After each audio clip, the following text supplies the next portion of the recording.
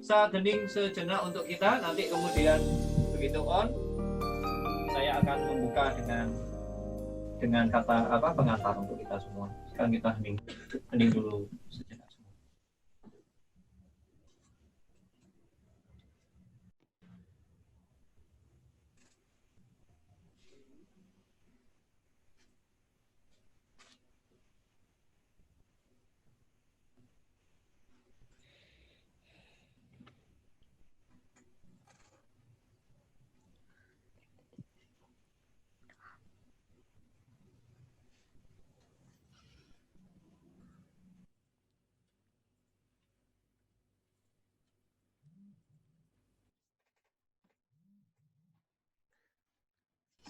Mungkin piano dulu masuk dengan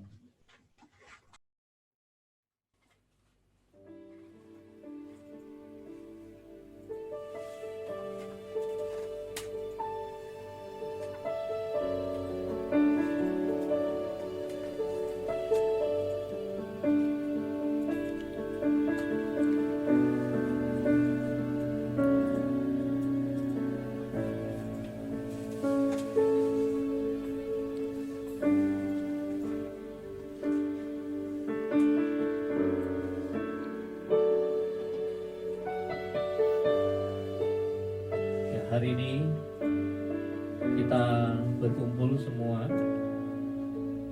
dan kita ingin hadirat Tuhan yang sudah menjemput kita pagi hari ini bersama mentari yang mungkin tidak kita lihat karena kita semua ada di dalam gedung, namun hati kita bersatu.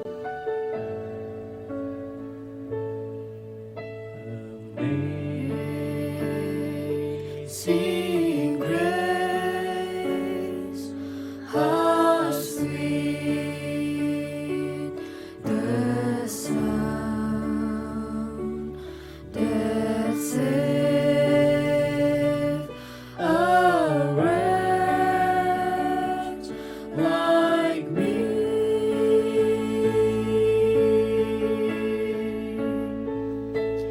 I was lost, but now I'm found. Was blind, but now I see. Semoga kita tetap bisa melihat anugerah Tuhan itu. Amazing grace, how sweet the sound that saved a wretch like me.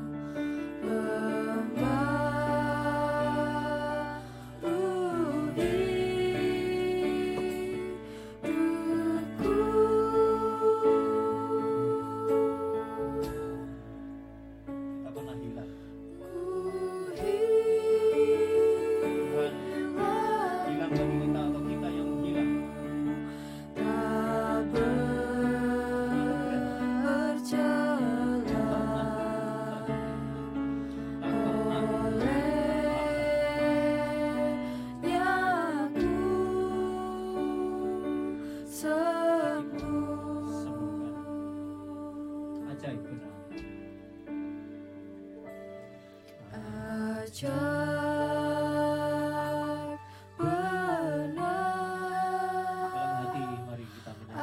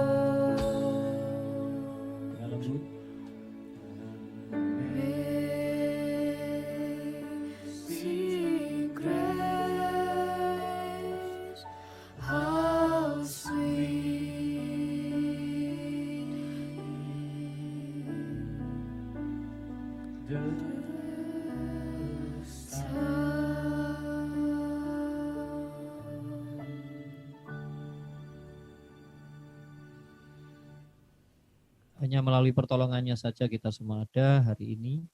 Dan sekarang masing-masing berdoa dalam hati untuk kita boleh ngobrol, chat sama Tuhan dan sama teman-teman hari ini menanggapi firman-Nya.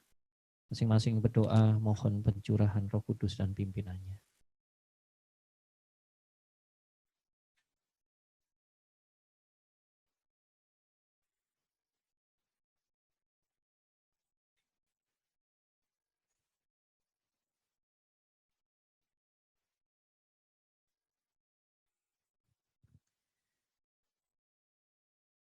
Terima kasih Tuhan untuk penyertaan-Mu dan kami sudah siapkan hati kami hanya untuk nama-Mu yang mulia. Amin. Ya teman-teman, kita buka Alkitab kita dari Lukas 24 ya.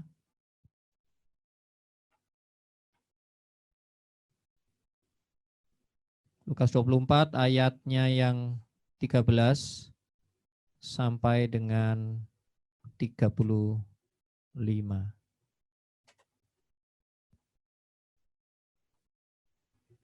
Lukas 24 ayat 13 sampai 24.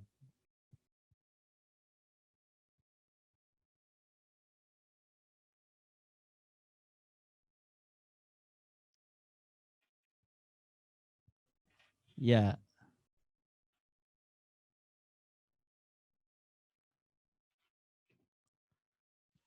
Pada hari itu juga, dua orang dari murid-murid Yesus pergi ke sebuah kampung bernama Emmaus, yang terletak kira-kira 7 mil jauhnya dari Yerusalem. Kalau jalan kaki ya sekitar setengah jam ya. Dan mereka bercakap-cakap tentang segala sesuatu yang telah terjadi. Ketika mereka sedang bercakap-cakap dan bertukar pikiran, datanglah Yesus sendiri mendekati mereka. Lalu berjalan bersama-sama dengan mereka. Tetapi ada sesuatu yang menghalangi mata mereka. Nah, di bagian ini nanti menarik untuk kita diskusikan. Sehingga mereka tidak dapat mengenal Yesus. Dan Yesus berkata kepada mereka, apakah yang kamu percakapan sementara kamu berjalan? Maka berhentilah mereka dengan muka muram. Seorang dari mereka namanya Kleopas menjawab, adakah engkau satu-satunya orang asing di Yerusalem yang tidak tahu apa yang terjadi di situ pada hari-hari belakangan ini? Katanya kepada mereka, apakah itu? Jawab mereka, apa yang terjadi dengan Yesus orang Nazaret? Dia adalah seorang nabi yang berkuasa dalam pekerjaan dan perkataan di hadapan Allah dan di depan seluruh bangsa kami. Tetapi imam-imam kepala dan pemimpin-pemimpin kami telah menyerahkan dia untuk dihukum mati dan mereka telah menyalibkan dia. Padahal kami dahulu mengharapkan bahwa dialah yang datang untuk membebaskan bangsa Israel. Tetapi sementara itu telah lewat 3 hari sejak semuanya itu terjadi. Tetapi beberapa perempuan dari kalangan kami telah mengejutkan kami. Pagi-pagi buta mereka telah pergi ke kubur dan tidak menemukan mayatnya. Lalu mereka datang dengan berita bahwa telah kelihatan kepada mereka malaikat-malaikat yang mengatakan bahwa ia hidup. Dan beberapa teman kami telah pergi ke kubur itu dan mendapati bahwa memang benar yang dikatakan perempuan-perempuan itu, tetapi dia tidak mereka lihat. Lalu ia berkata kepada mereka, hai kamu orang bodoh, betapa lambannya hatimu, sehingga kamu tidak percaya segala sesuatu yang telah dikatakan para nabi. Bukankah Mesias harus menderita semuanya itu untuk masuk ke dalam kemuliaannya? Lalu ia menjelaskan kepada mereka apa yang tertulis tentang dia dalam seluruh kitab suci. Jadi semua yang tertulis tentang anak manusia, tentang Yesus, mulai dari kitab-kitab Musa dan segala kitab nabi-nabi. Jadi mereka Bible study di situ. Mereka mendekati kampung yang mereka tuju, lalu ia berbuat seolah-olah hendak meneruskan perjalanan.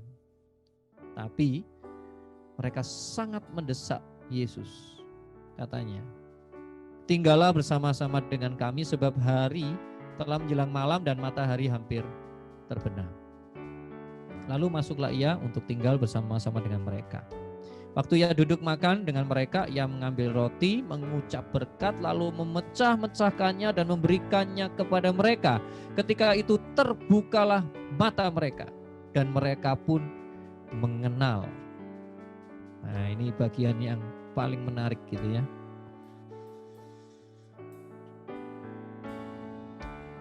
Jadi terbukalah mata mereka, tetapi Yesus lenyap dari tengah-tengah mereka. Kata mereka seorang kepada yang lain, bukankah hati kita berkobar-kobar ketika Yesus atau ketika ia dengan kita berbicara dengan kita di tengah jalan dan ketika ia menerangkan kitab suci kepada kita?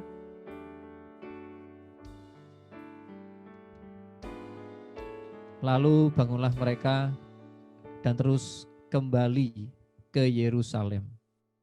Di situ mereka mendapati ke-11 murid itu. Mereka sedang berkumpul bersama-sama dengan teman-teman mereka. Kata mereka itu, sesungguhnya Tuhan telah bangkit dan telah menampakkan diri kepada Simon.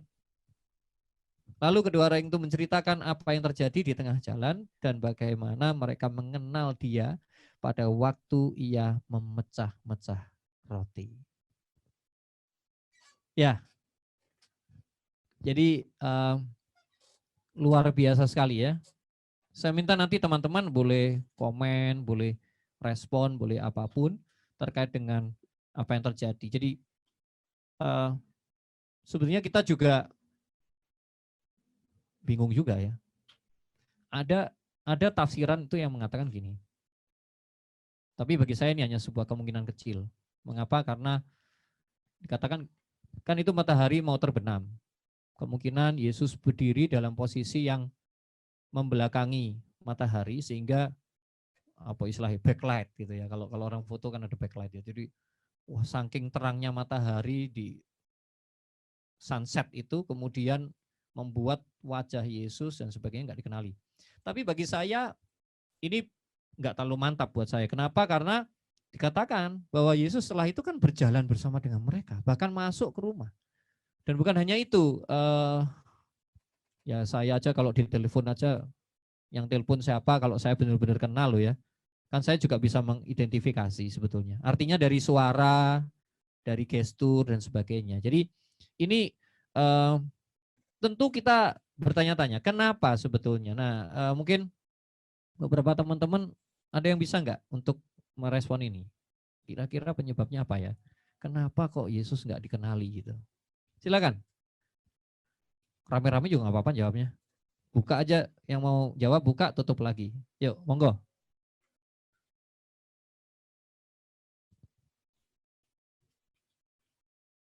Siapa nih? Yohan atau Albert? Lebih baik saya yang bolo dewi sih. Oke, silakan. Menurut kalian kenapa ini? Atau di studio? Kesia. Kes?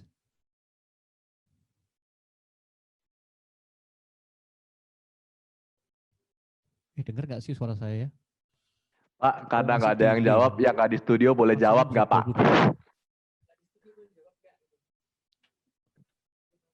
Kenapa? Nggak ada yang di studio, nggak ada yang jawab, yang nggak di studio boleh jawab nggak Pak? Nggak apa-apa dah. Ayo Johnson dah, ayo. Karena ekspektasinya kan itu Pak, Yesus sudah meninggal Pak. Jadi kalau sudah punya ekspektasi seperti itu, yang meskipun itu tertulis seperti apa, itu di dalam pikiran itu mustahil Pak. Jadi ada kebutaan di sebelah situ Pak. Dari ekspektasinya yang tidak itu. Nah, lalu juga mereka tuh masih dalam masa kesedihan Pak. Jadi dua itu ya. Jadi betul. Satu sisi pikiran, blocking di dalam pikiran gitu ya. Nggak mungkin ini yang di depannya dia gitu ya. Terus yang kedua perasaan berarti ya. Sedih karena berduka gitu ya. Wah luar biasa ini kalau kayak gini cepet nih kita 30 menit selesai nanti ini. Luar biasa. Tapi sebetulnya sama nggak sih? Karena saya pernah ngalamin, bukan ngalamin aja ya, tapi saya ngamati. Misalnya nih, kita udah terlanjur blame atau kita menilai teman kita itu suka terlambat gitu ya. Nah terus pas janjian, dia sudah muncul, dia duduk, kita ini tetap nyari gitu loh. Nah ini pengalaman yang lucu sekali itu. Jadi kita tetap nyari, tolak-tolak, nyari-nyari, kalau udah dia muncul di belakang kita, wih coy, gue udah dateng nih gitu ya. Padahal kalau mau jujur dalam hati kita ini kamu nggak dari situ tadi, soalnya mestinya kamu terlambat gitu kan.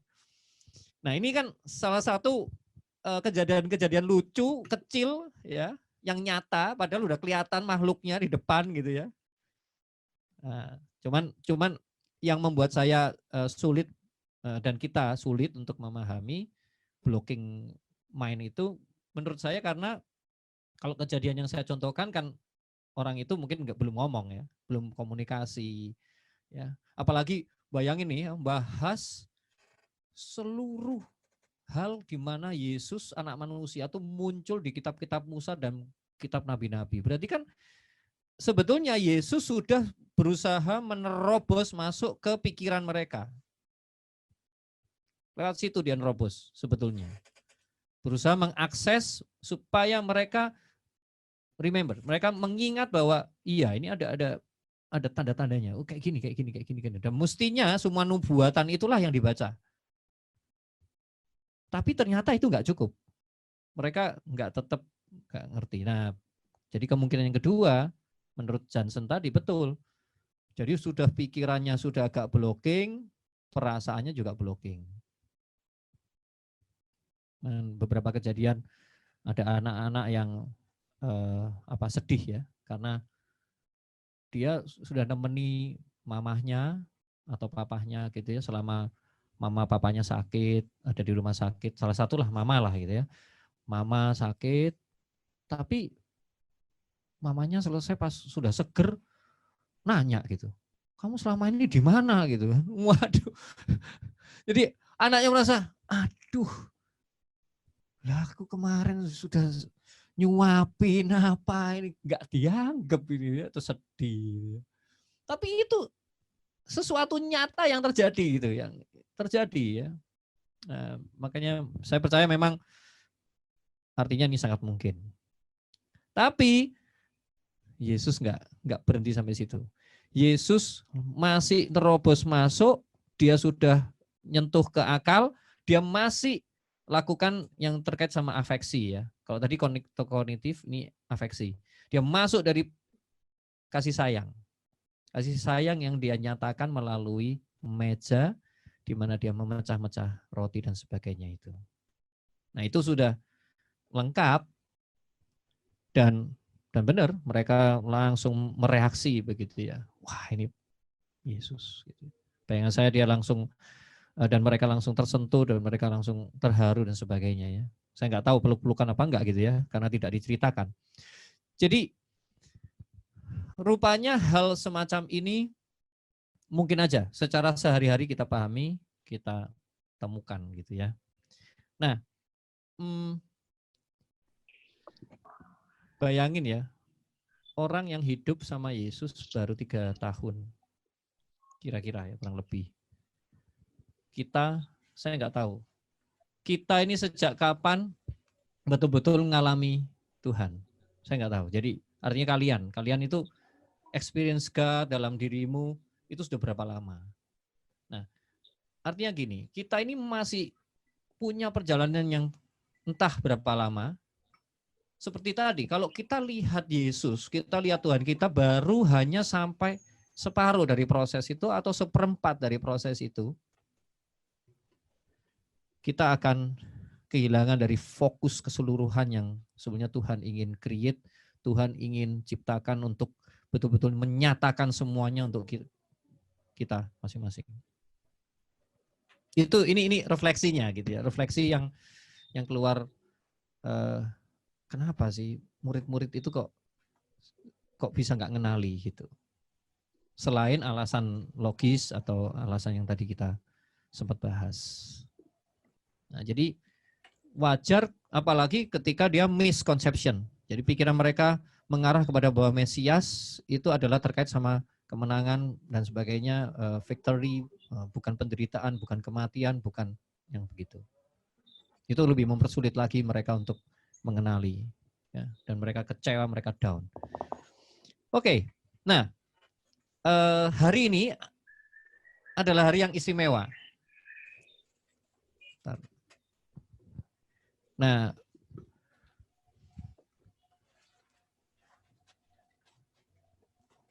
ada teman kita yang mau kesaksian, ya. Nah, ini luar biasa. Pertemuannya aja subuh masih kriip-kriip semua, kita sudah janjian malahan. Yumu. Ini saya kenalkan dulu, yaitu Putra. Mana Putra? Halo Kak.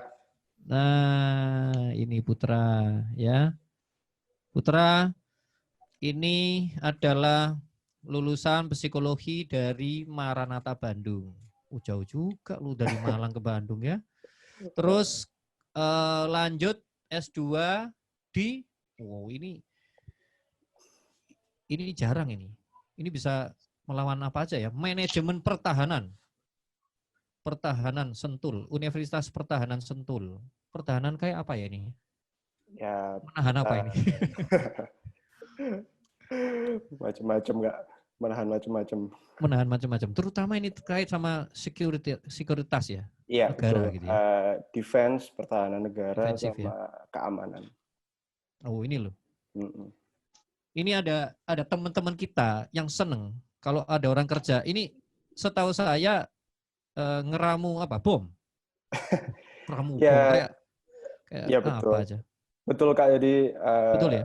Iya betul. Jadi kerja di satu industri Yang kita itu dukung pertahanan dan keamanan. Jadi kita itu bikin peralatan untuk TNI, juga bisa ke depannya untuk polisi juga. Gitu, Oke. Ya, jadi seru juga ya. Sudah punya istri satu tentunya ya. Betul. Cesar Yahuda dan anak ya rupanya, Yoel. Yoel. Oh, Yoel nama keluarga, Kak. Oh, Egam keluarga. Yoel, Kak. Betul, Egam Yoel. Oh, Egam? Yoel. Iya. Iya. Oke. Oh, namanya Egam. Oh, itu nama keluarga saya, Kak. Yoel nama keluarganya, Kak. Jadi biasa kalau di budaya timur, itu nama keluarga itu bisa disebut gabung, Kak. Iya.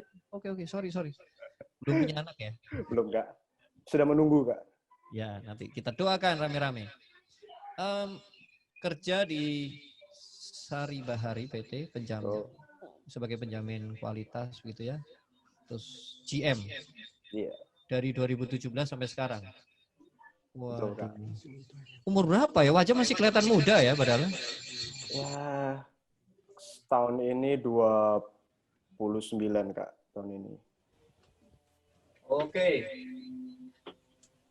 Ini Putra ini saya senang karena dulu kita pernah pelayanan bareng di remaja. Pernah tahun sekitar 2004 ya. Iya, 2004 2005, Kak. 2005 ya. 2005,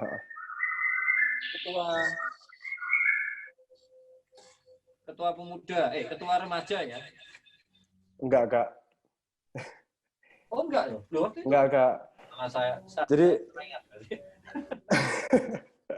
jadi begitu lulus SMA langsung berangkat ke Bandung, Kak, waktu itu. Tapi sempat masuk di pengurusnya remaja juga waktu itu. Dan sekarang sedang menjabat sebagai penatua ya? Iya, betul. Termuda. Penatua, betul. Di bidang 2 ditaruhnya di Komisi Pemuda. Ya. Jadi ini mestinya Risa Vera tahu tuh. Karena dia walaupun anak Gejayan. Oke.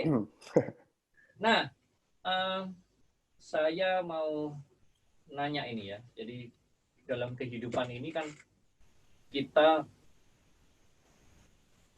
pernah nggak kita kehilangan fokus dari Tuhan gitu. Jadi seperti tadi itu. Jadi walaupun kita sudah mengalami ya momen-momen bersama Tuhan, tapi apakah kita ini bisa kayak nggak kenal, nggak lihat dan sebagainya gitu. Nah ini apakah Putra pernah mengalami ini dalam hidupnya? Ya, pernah, Kak. Ini jadi juga cerita pengalaman waktu pertama kali harus berangkat sekolah ke Bandung. Jadi waktu itu bukan pilihan yang mudah, karena waktu itu ya milih sendiri sih. Cuman karena waktu itu sangat jauh, belum pernah tinggal di sana, tidak ada saudara. Jadi waktu itu tuh kayaknya tuh semua itu terasa begitu sulit. Tidak punya teman, ngekos sendirian, dan lain sebagainya. Terus sempat ada juga beberapa kejadian kayak, ya waktu itu masih apa ya, kayak relasi masih penting, putus pacar, dan lain sebagainya. Itu tuh membuat jadi kayak dunia itu sempit gitu, dan apa ya kayak sungguh mengecewakan. Dan waktu itu tuh fokusnya adalah bukan ke diri sendiri, Kak, tapi malah menyalahkan Tuhan ini mau ngasih apa sih sama aku kok kayak gini. Jadi waktu itu tuh ada masa-masa pergi ke gereja, ya sudah cuma pergi aja, hanya mendengarkan sekedar khotbah, nyanyi, persembahan, pulang. Tapi ya itu, Kak, ya sangat liturgis ya, Kak, ya, tapi nggak ada maknanya sama sekali waktu itu. Itu ngerasakan itu mungkin sekitar ada 2 sampai 3 tahun lah. Dari pertama masuk, ya cukup lama. Gimana itu? Gimana, Kak?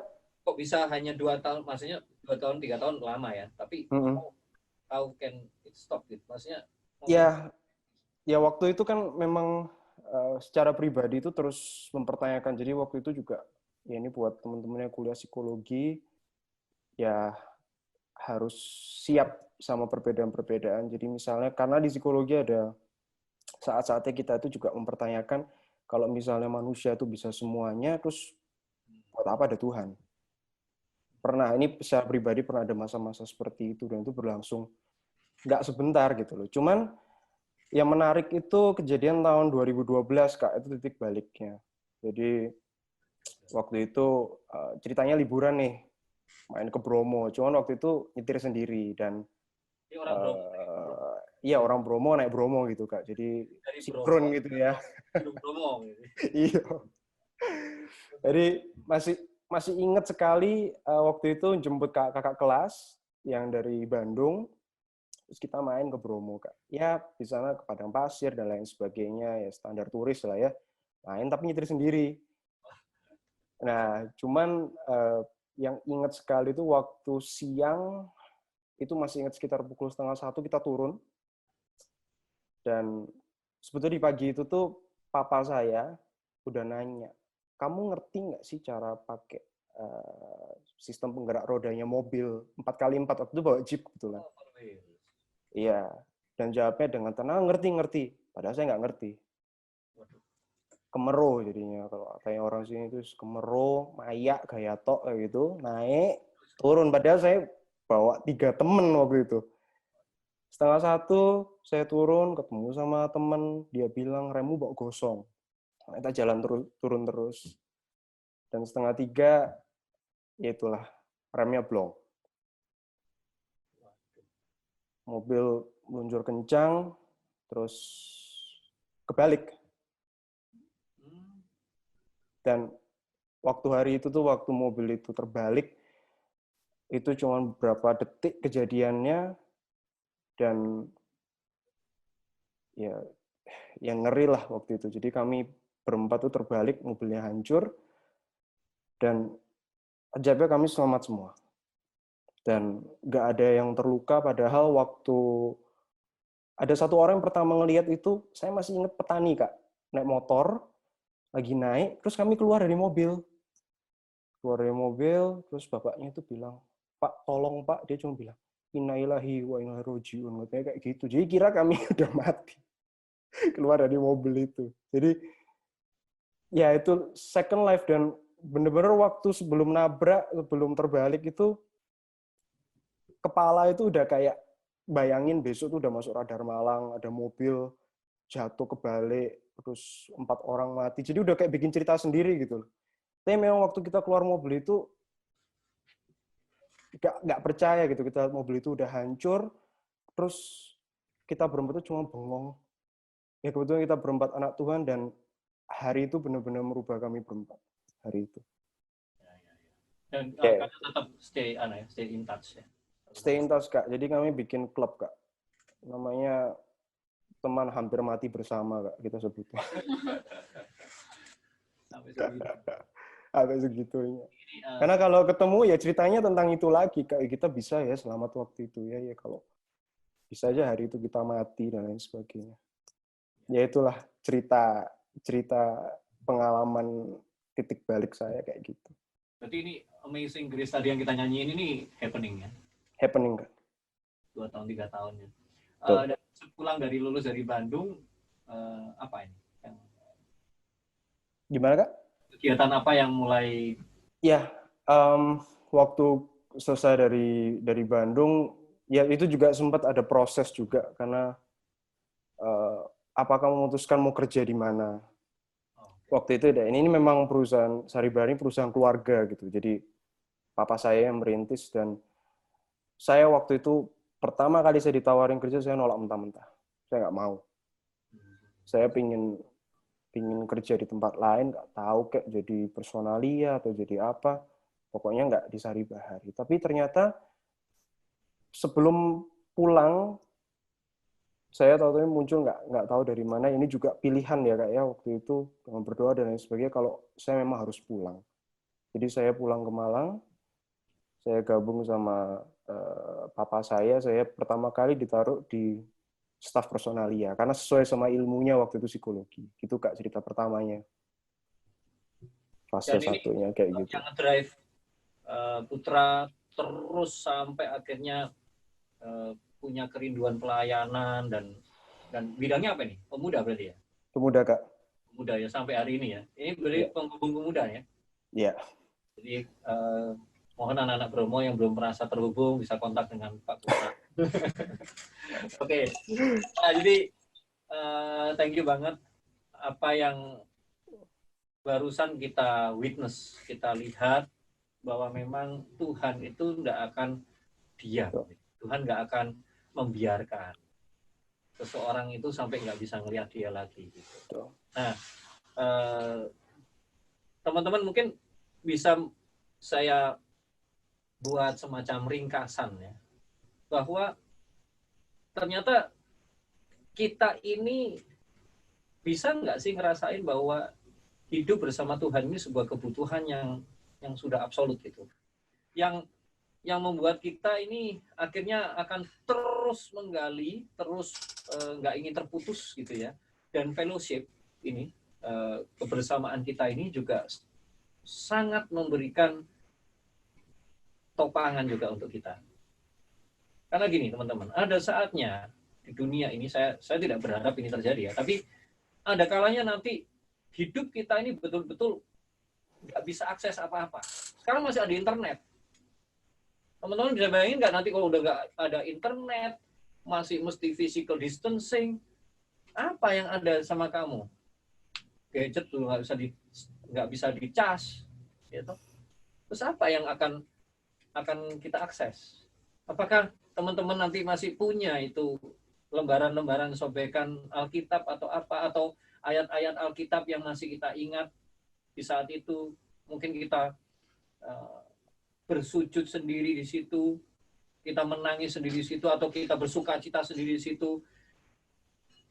Dan bagaimana apapun yang terjadi di dalam lingkungan kita, konteks kita apapun, kita tetap berhasil fokus sama Tuhan. That's the point. Itu. Jadi kalau kita sudah belajar dari teks tadi bahwa mereka hilang fokus, dan kita lihat ternyata saya yakin semua kita, mungkin hampir semua ya, mengalami dalam versi yang berbeda apa yang teman kita Putra Ekam alami. Nah, ini justru pertanyaannya untuk kita, what gitu. Jadi apakah kita mau membiarkan itu akan terjadi lagi, atau akan terjadi di depan kita, atau kita stay tune, tetap fokus sama dia, dan Tuhan nggak kehilangan akses untuk mempermudah semuanya untuk kita mengenali dan kita kerja bareng sama Tuhan. Teman-teman silakan, kalau ada yang mau respon, mau nanya, baik ke teman kita Putra, ke saya, atau teman-teman satu sama lain tentang topik kita hari ini. Silakan, saya buka. Monggo cuap-cuap. Mungkin Putra. Iya Kak, tapi sebetulnya ada yang menarik sih, karena hari ini kali kedua baca perikop ini. Maksudnya satunya itu dari satu renungan, kalau sebetulnya memang yang bisa memutuskan fokus kita mau di mana itu hanya kita sendiri sih Kak. Jadi saat di awal, maksudnya dari perjalanan ke Bandung sampai hari ini dan lain sebagainya itu, waktu itu saya sadar fokus saya itu hanya pada kesulitan-kesulitan semata gitu. Tapi tidak pernah memikirkan hal lain, gimana ceritanya kenapa saya harus di Bandung, purpose saya di sini apa, kenapa saya harus pulang. Dan itu tuh semuanya kalau dihayati itu di luar akal pikiran kita sebetulnya. Tapi kita tidak akan bisa dapat kesempatan itu kalau kita tuh tidak membiarkan Tuhan tuh mengakses diri kita. Kalau yang saya rasakan begitu, karena kadang-kadang pikiran-pikiran itu bisa muncul kapan aja, saat di kelas lagi bengong, oh iya ya aku harus kembali ke Malang ya, oh iya ya aku harus begini. Dan itu tidak ada yang pernah tahu, karena itu ada, kok buat teman-teman itu adalah pengalaman yang sangat-sangat personal, sangat-sangat pribadi untuk bisa kita rasakan. Jadi saat orang-orang berjalan ke Emmaus, Kleopas nggak melihat Tuhan, ya mungkin karena mereka cuma sibuk ngomongin hakikatnya Kristus yang mereka lihat, tapi mereka nggak percaya. Tadi seperti katanya teman kita si Jan, cerita kalau ya mungkin dalam pikirannya sudah di mindset Tuhan sudah mati, titik gitu. Tapi dia tidak melihat yang sedang terjadi itu apa. Itu benar banget sih Kak. Gitu. Oke, yang lainnya. Kak Satria mungkin. Nah, kalau saya sih lihatnya dari keseluruhan ya, ternyata kalau pencarian menuju Tuhan itu nggak selalu menyenangkan, nggak selalu diberikan sesuatu yang baik gitu. Misalnya kita diberi berkat, baru kita bersyukur dan kita tahu bahwa itu dari Tuhan. Enggak.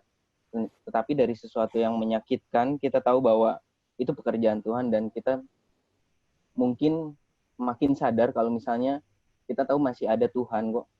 Dari sesuatu yang menyakitkan. Sama seperti yang Kleopas sama Simon rasakan, dia merasa bahwa Tuhan telah mati, tapi dari balik kematiannya itu dan dari balik kesedihannya itu dia tahu bahwa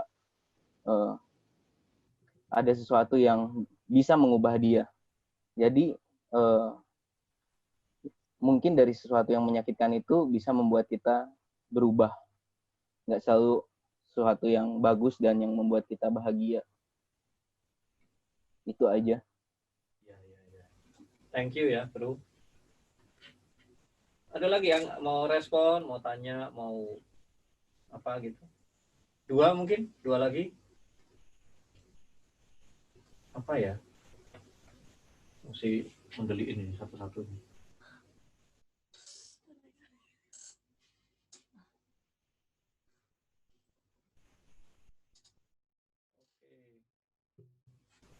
Ini nih, kita udah kangen lama nggak dengar suaranya Alvin.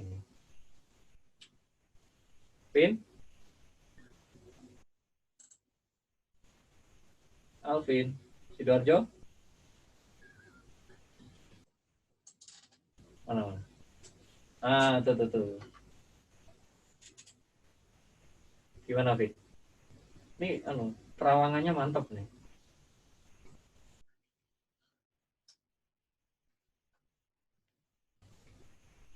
Bisa, Vin? Suaranya? Halo? Anda dengar suaranya ya, Vin? Suaramu maksudnya? Udah buka ya? Sudah buka itu? Tapi nggak ada suaranya nih. Oke. Nah itu. Ya, halo? Nah, itu bunyi tuh. Udah bunyi tuh. Ya, bunyi. Gimana, Vin?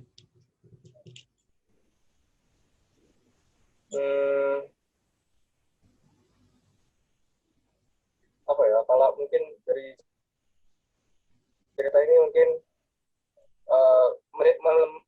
menunjukkan kalau manusia itu sosok yang susah untuk berubah gitu, Pak. Jadi butuh waktu untuk mereka proses apa yang sudah terjadi pada saat itu juga. Ya. Jadi bukan proses yang mudah, jadi alot, nyal gitu ya.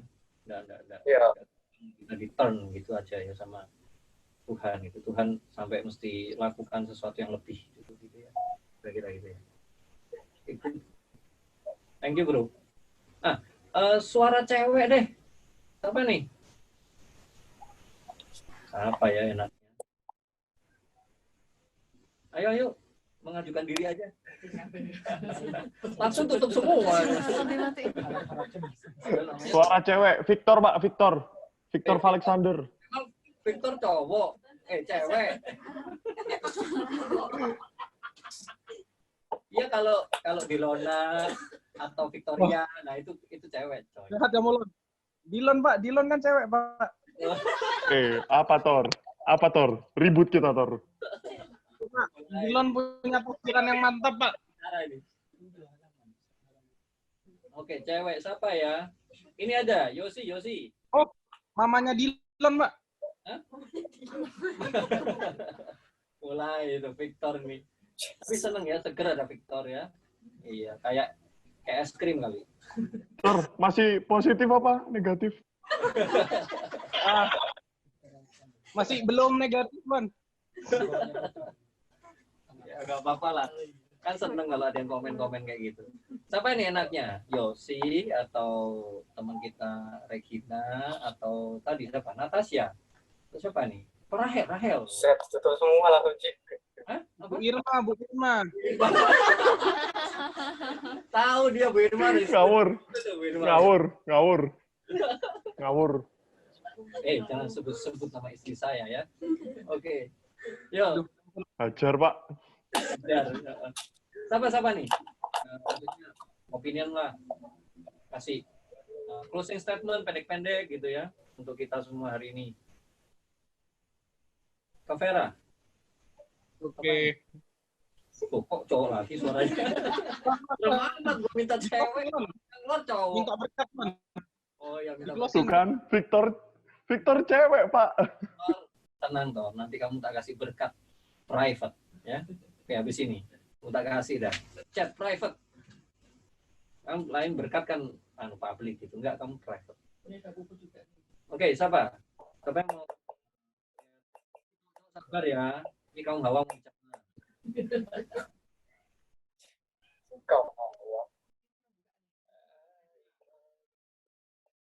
Apa yang bukan? Apa maksudnya? Apa yang kalian ini persepsinya mungkin bisa nambahin ini. Misalnya gini, itu gara-gara yang 2 cowok itu 2 murid itu soalnya cowok tuh. Mungkin cewek. Kan ada perspektif yang berbeda gitu ya. Kami kan orang-orang cowok ini terlalu logis soalnya. Kalau menurut saya ya Pak. Siapa ini? Oke, siap. Oke, Kat. Jadi kayak gini, meski kita itu sama Tuhan udah dikasih peringatan, baik itu berupa buruk, ataupun kita juga dikasih peringatan yang menyenangkan kita. Tapi terkadang kita juga masih, gimana ya Pak, kayak masih, ya udahlah itu datangnya dari kita sendiri, hasil dari usaha kita sendiri, hasil dari orang lain kepada kita. Nah, jadi kadang-kadang itu memang betapa pentingnya kita sebagai manusia yang lebih harus punya waktu sendiri, punya quality time sendiri sama Tuhan, supaya dalam hal apapun, baik itu buruk ataupun senang, kita tetap bisa merasakan kehadiran Tuhan. Haleluya. Ini biasa ini. Dilon nggak usah bilang gitu sebelum. Sorry, belum tak mute. Ya Allah. Nah kan. Amin. Karena kadang saya sendiri ngerasa kayak gitu, Pak. Iya, benar. Tapi memang by the way, karena hari ini justru kita pernah kumpul bareng, kita tahu karakternya gitu ya. Jadi lucu juga ya kalau online begini, seger juga gitu ya. Oke. Terakhir deh closing. Tapi cewek nih, si cewek ya. Jadi tolong Dilon matiin ya, mute. Tolong Bu Irma di mute ya, khusus Dilon. Oke.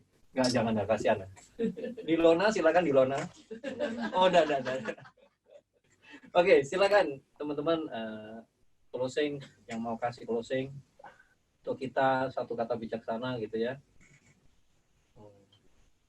Apa gitu? Satu kata apa satu kalimat, Pak? Tor, berisik lu. Diem. Berisik lu, Tor.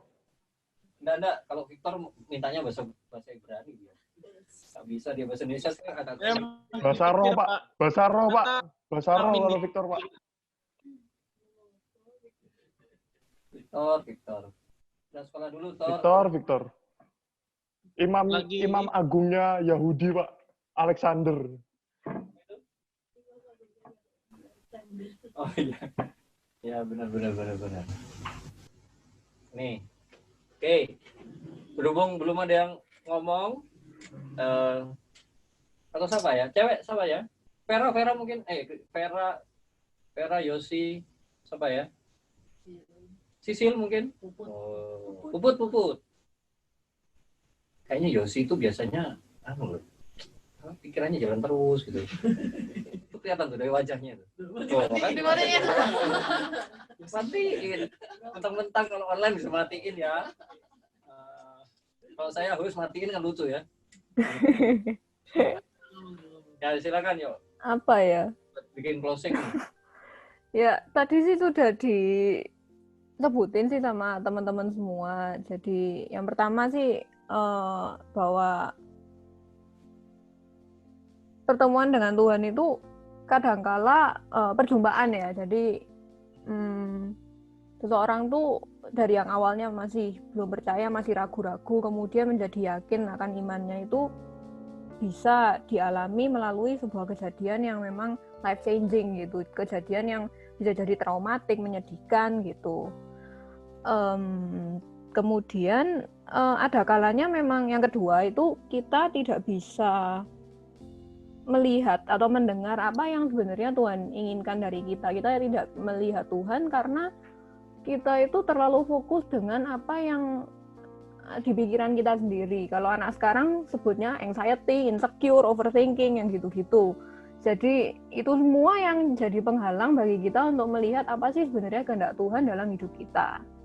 Seperti itu. Jadi yang aku simpulin 2 poin ini. Pertama yaitu dari kejadian yang buruk, menyedihkan, traumatis, itu bisa jadi media bagi Tuhan untuk berbicara sama kita. Dan yang kedua itu kita nggak bisa melihat Tuhan karena sebenarnya itu masalah dari pikirannya kita sendiri gitu. Jadi kita harus lebih mendekatkan diri, kita lebih fokus sama apa yang Tuhan ingin bicara pada kita dan jangan fokus dengan apa yang jadi masalahnya kita. Karena memang Tuhan seringkali mengingatkan di kitab suci untuk kita nggak usah khawatir dan kita fokus pada kerajaan Allah, maka semuanya itu akan ditambahkan padamu. Itu sih dari aku. Wah, mantep ya. Kita tepuk tangan dalam hati ya. Oke. Jangan saya ditepuk tanganin. Loh kan tepuk tangannya dalam hati, jadi nggak tahu tepuk tangan beneran apa enggak. Oke, jadi thank you banget teman-teman yang sudah kasih opinion. Ini closingnya ya. Jangan takut, jangan khawatir. Ini kan situasi lagi wabah ya. Jadi jangan takut, jangan khawatir. Itu kentut bukan petir, coy. Bread is roti, shadow is bayang. Before you mati, better you sembayang. Ngomong-ngomong, Bayang. yang bikin ini anak SD loh. Itu yang membuat saya kagum. Luar biasa anak Indonesia. Dylan, Indonesia. Apa? Lagi apa? Oh. Oke. Enggak ya, lagi on semua kok. Lagi kita bagus semua. Oke, baik, hari ini kita akan sama-sama doa. Ini teman-teman kita yang akan berdoa untuk situasi kita saat ini, untuk pemerintahan dan sebagainya. Oke. Kita akan masuk dalam doa. Sebelumnya kita persembahkan sesuatu untuk Tuhan dari hati kita. Jadi teman-teman masing-masing kita mesti tahu dalam situasi seperti ini kita semua pada kesulitan ekonomi, agak goncang. Jadi bagaimana kita manage benar-benar, bagaimana kita bantu gereja kita juga manage, dan agar semua misi gereja kita dan semua teman-teman kita, perjuangan kita tetap bisa berjalan terus bersama Kristus. Untuk itu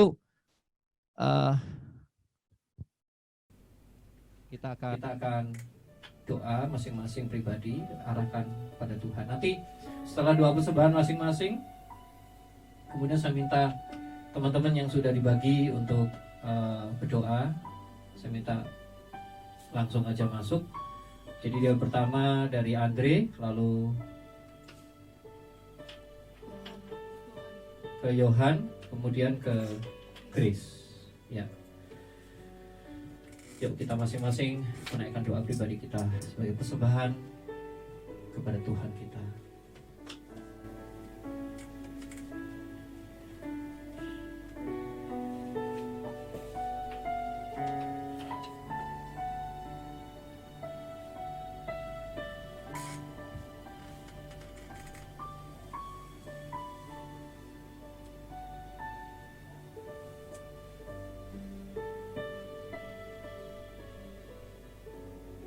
Hanya hati yang tulus,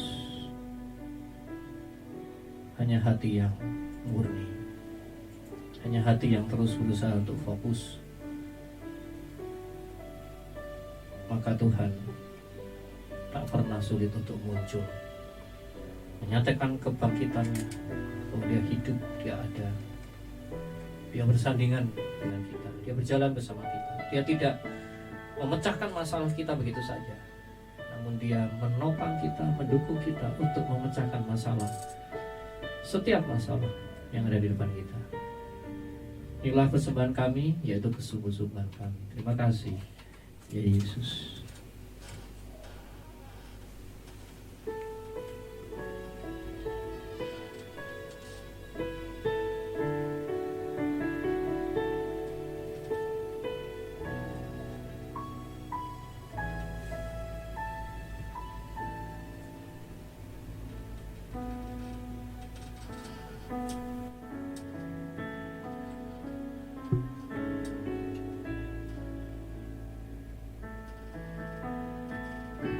Silakan Andre, Johan, dan Chris menaikkan doa.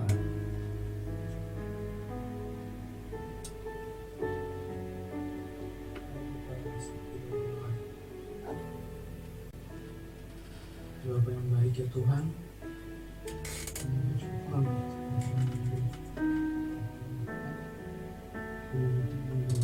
dengan satu hati untuk menaikkan. Tuhan tahu kondisi saat ini kami ya Tuhan, kondisi kami, baik kami yang sekolah, baik kami yang sudah bekerja, ataupun baik kami yang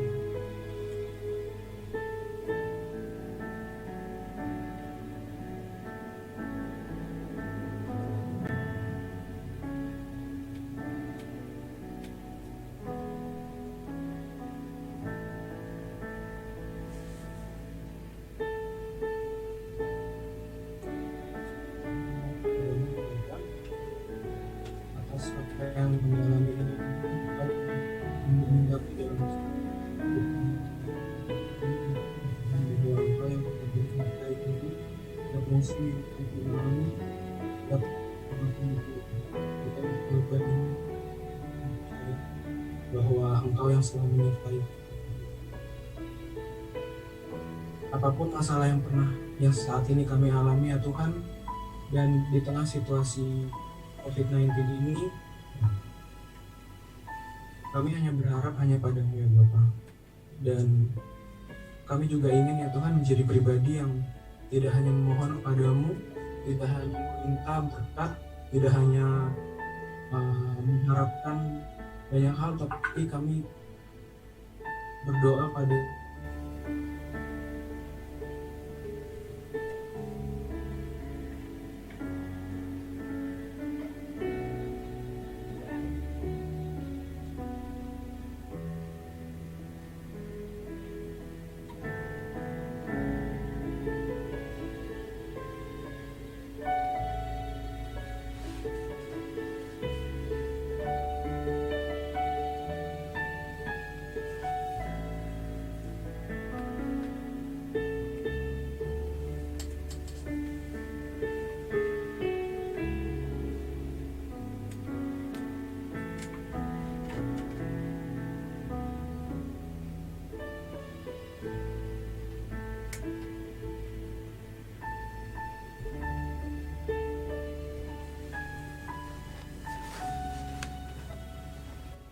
Tuhan,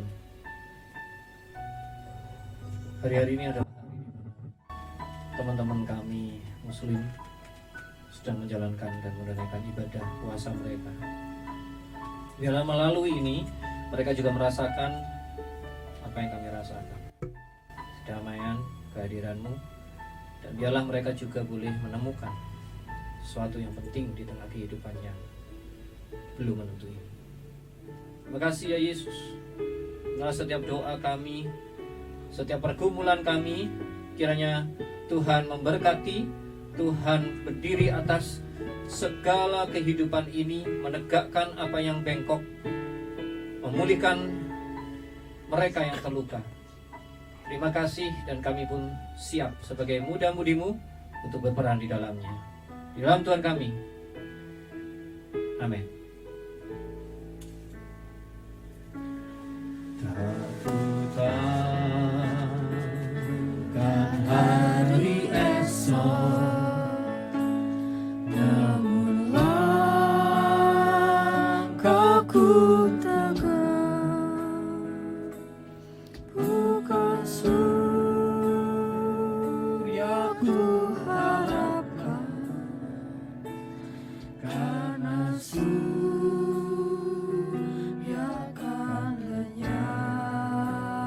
tiada ku gelisah akan masa menjelang. Ku berjalan serta Yesus,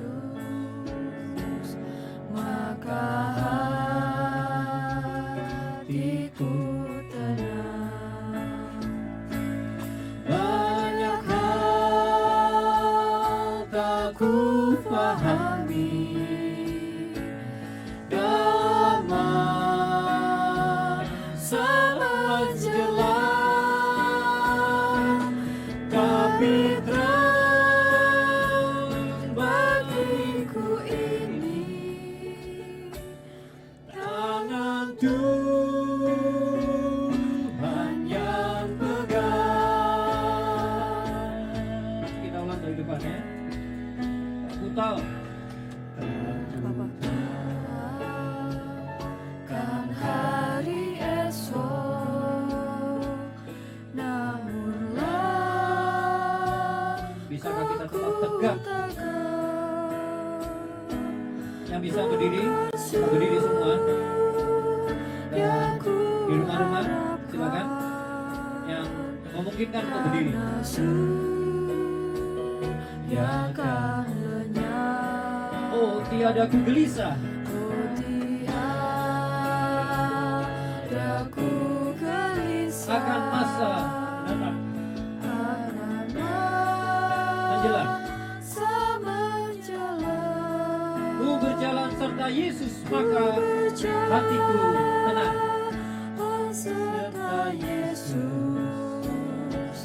maka hatiku tenang. Banyak hal tak ku pahami. Banyak hal tak ku pahami Dalam masa menjelang. dalam masa menjelang, Tapi terang bagiku ini tapi tangan Tuhan. bagiku ini tangan Tuhan yang pegang. Banyak hal tak ku pahami dalam masa menjelang. Bersama-sama. Tapi terang bagiku ini Tangan Tuhan. tangan Tuhan yang pegang. Lembut tangan Tuhan. Tangan Tuhan yang pegang.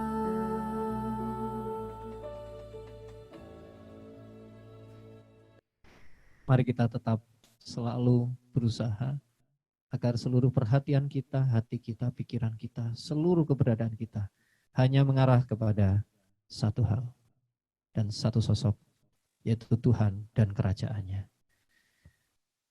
Engkau semua diutus, siaplah untuk melalui perjalanan hidup, carilah jalan keluar di tengah situasi ini untuk tetap memberikan garam dan terang bagi dunia ini. Pulanglah dan terimalah berkat dari Tuhan.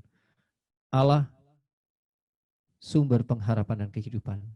Dia yang akan mencurahkan kasih setianya, berkatnya, dan juga damai sejahtera melalui Tuhan kita Yesus Kristus dan melalui kuasa Roh Kudus hari ini sampai selama-lamanya. Banyak hal tak kupahami. Banyak hal tak ku pahami dalam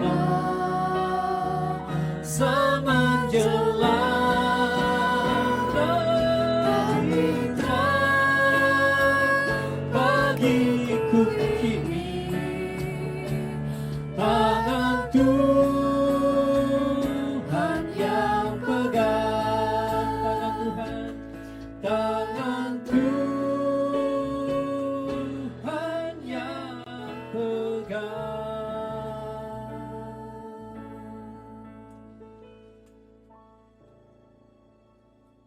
Oke, thank you to the Lord dan see you again. Nanti kasih pendapat, opini apapun, apa yang bisa mengembangkan usaha kita untuk tetap bisa keep in touch dan ibadah yang hidup, ibadah yang saling bertukar hidup dan pengalaman. Kiranya Tuhan menyertai teman-teman ya. Oke. See you. Oke, bye-bye. God bless semua. Bye, Thank you, Pak. Pak. Selamat hari Minggu. Terima kasih, Pak. Selamat hari Minggu.